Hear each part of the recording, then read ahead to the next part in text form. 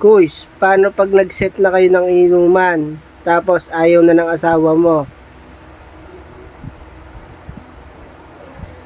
Hindi, pre, gawin mo, paalisin mo na yung mga kainuman mo. Madadama yan, pre. O pag nadama yun, papabarangay ka nun. Malalaya, mapapahamak sa yung mga kainuman. Wag mo na idama yung mga kainuman mo sa problema mo, pre. Ano lang yan eh. Simple lang naman yan eh. Di pag nag-set na kayo ng inuman.